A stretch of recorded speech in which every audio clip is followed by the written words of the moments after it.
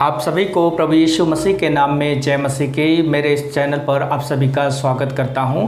इस वीडियो में हम बाइबल इंट्रोडक्शन के बारे में बातचीत करेंगे, अर्थात बाइबल का हम परिचय करेंगे कि आखिर जिस बाइबल को हम काफ़ी लंबे समय से पढ़ रहे हैं, जो हमारे साथ में हैं और कुछ भाई बहनें नई रीति से पढ़ना शुरू किया है, वो बाइबल है क्या। ये बाइबल परमेश्वर का पवित्र वचन है, जैसा कि दूसरा तिमोथी 3 अध्याय वचन 16 में लिखा है।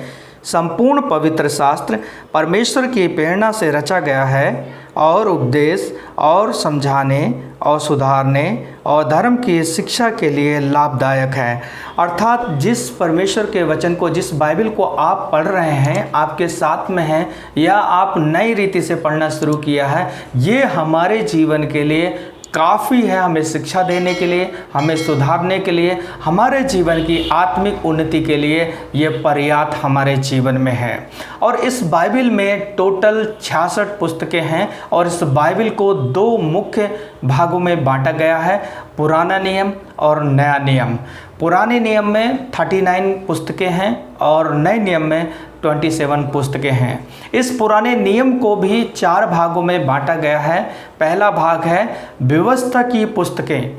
उत्पत्ति की पुस्तक से लेकर व्यवस्था विवरण की पुस्तक तक व्यवस्था के बारे में लिखा गया है। परमेश्वर ने अपने लोगों को व्यवस्था दिया कि उन्हें कैसे जीना है, कैसे परमेश्वर की आराधना करना है, एक नैतिक जीवन कैसे जीना है। इन 5 किताबों में व्यवस्था के बारे में लिखा गया है।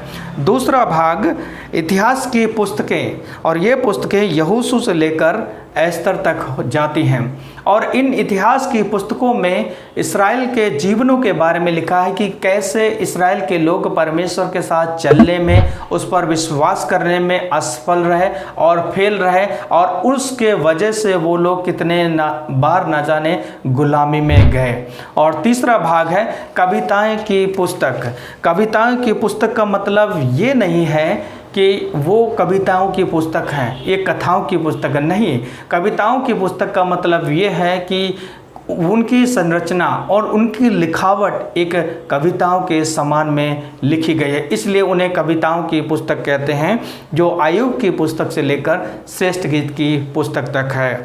चौथा भाग भविष्यवक्ताओं की पुस्तक यशायाह से लेकर मलाकी तक, और इस भविष्यवक्ताओं की पुस्तक को भी 2 मेजर हिस्सों में बांटा गया है, बड़े भविष्यवक्ता और छोटे भविष्यवक्ता।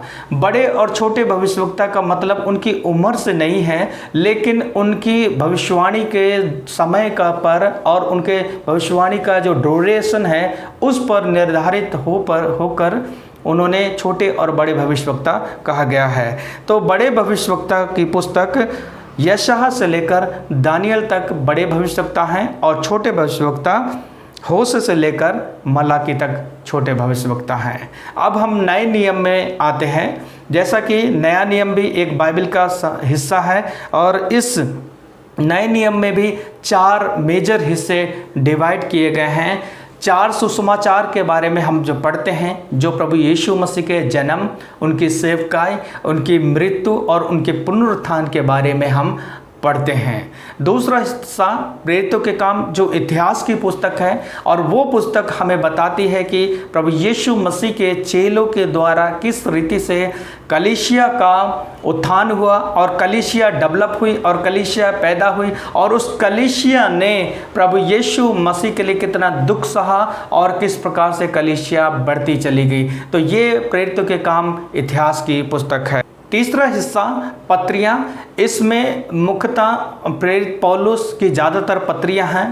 13 प्रेरित पौलुस के द्वारा पत्रियां लिखी गई और बाकी जर्नल पत्रियां हैं। और चौथी बात यूहन्ना प्रकाशित बुक, अर्थात भविष्यवाणी की पुस्तक। जब यूहन्ना एक पतमुस टापू पर उसे रखा गया था और वहाँ पर यूहन्ना परमेश्वर के दर्शन करता, अर्थात उस स्वर्ग के दर्शन करता है और यूहन्ना की प्रकाशित बुक की पुस्तक को वो लिखता है। तो ये एक संक्षिप्त में बाइबल का इंट्रोडक्शन था और बाइबल का इंट्रोडक्शन के बारे में हमने सीखा है। मैं आशा करता हूं और उम्मीद करता हूं कि आपने इस वीडियो के द्वारा ज़रूर कुछ ना कुछ सीखा है, तो हमें ज़रूर कमेंट करें और इस प्रकार की वीडियो देखने के लिए हमारे चैनल को लाइक करें, सब्सक्राइब करें और अपने दोस्तों के साथ शेयर करें।